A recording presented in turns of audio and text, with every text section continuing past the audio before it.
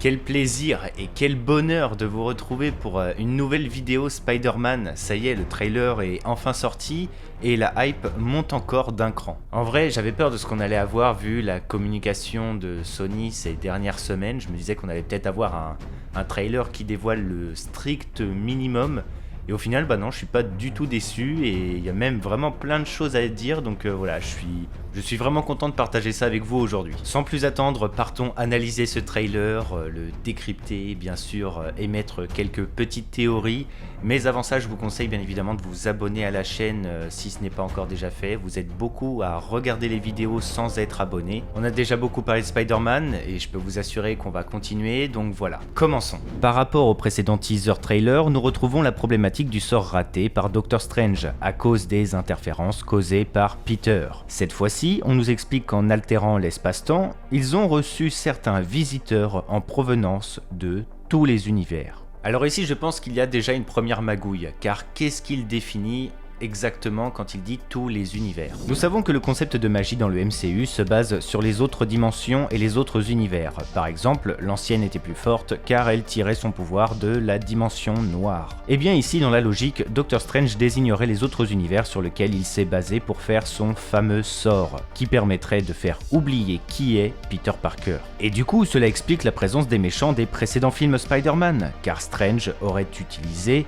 les univers de The Amazing Spider-Man et Sam Raimi pour corriger le sien. C'est comme ça que je le comprends. Néanmoins, il y a un truc qui me chiffonne car Strange affirme que chaque méchant meurt face à Spider-Man et que c'est leur destin. Mais sauf que le problème, c'est que l'homme sable et le lézard contredisent cette idée puisque dans l'univers de Sam Raimi et du coup The Amazing, ils ne meurent pas en fait. Donc voilà, la possibilité que certains méchants soient des variants, soit les mêmes méchants mais d'autres univers, c'est pas tant que ça à exclure pour moi. Puisque si l'homme sable est censé mourir face à Spider-Man, et pareil pour le lézard, c'est qu'il ne viendrait pas des anciens films, mais d'univers équivalents. Bref, vous allez voir qu'au final, il y aurait possiblement un sens dans tout ça. D'ailleurs, petite mention spéciale pour Electro qui a bien glow up et ressemble beaucoup plus à ce qu'il était dans les comics. Il faut que nous parlions de Dr Octopus. Présenté comme un antagoniste important et principal dans le premier trailer, revenant de Spider-Man 2, ici, Octavius nous est montré sous un autre angle. Sa confrontation avec Peter est directement montrée, avec le reveal qu'il s'attaque au mauvais Peter, faisant référence à Tobey Maguire. Sauf qu'après ça, Sony nous a montré qu'Octavius serait plutôt enclin à aider le Spider-Man de Tom Holland.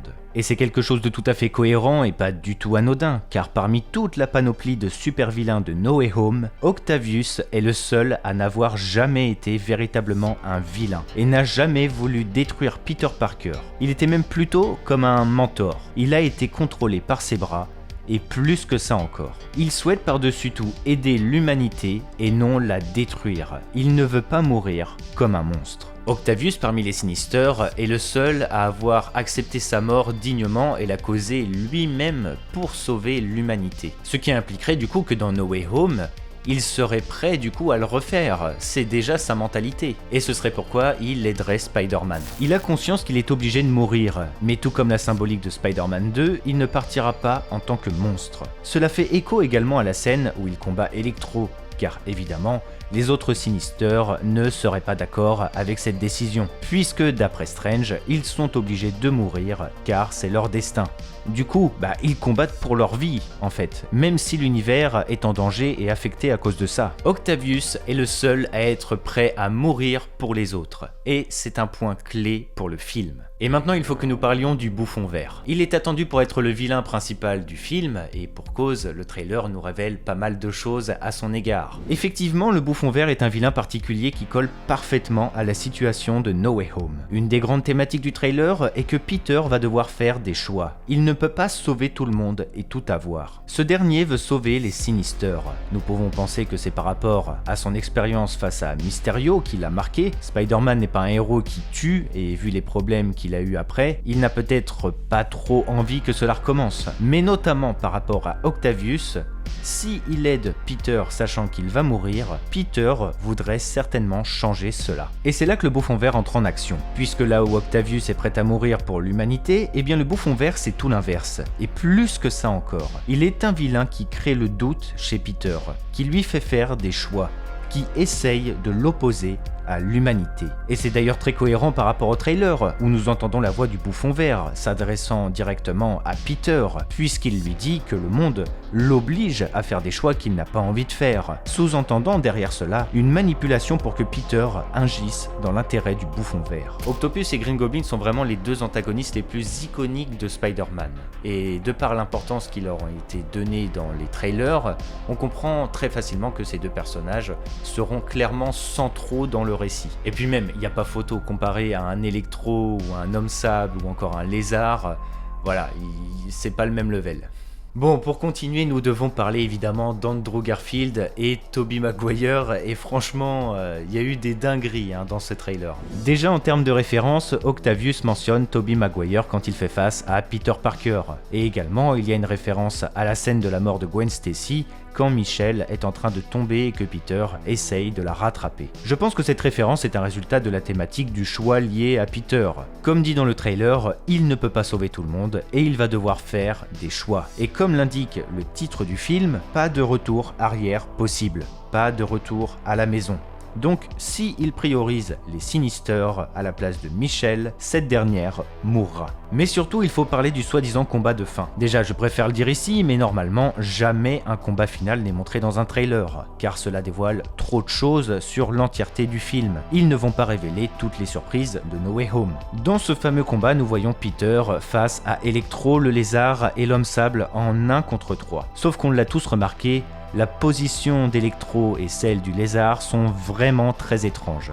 Il ne semble pas du tout viser le Peter de Tom Holland. Il y a clairement une manipulation ici. Surtout que quand Peter semble s'échapper ou quitter le combat, Electro semble n'en avoir rien à faire. Il continue de combattre on ne sait pas qui. Mais là où cela en devient même drôle, c'est concernant le trailer brésilien. Puisque dans ce dernier, et ce n'est pas un fake, le Lézard se prend un coup qui vient de nulle part.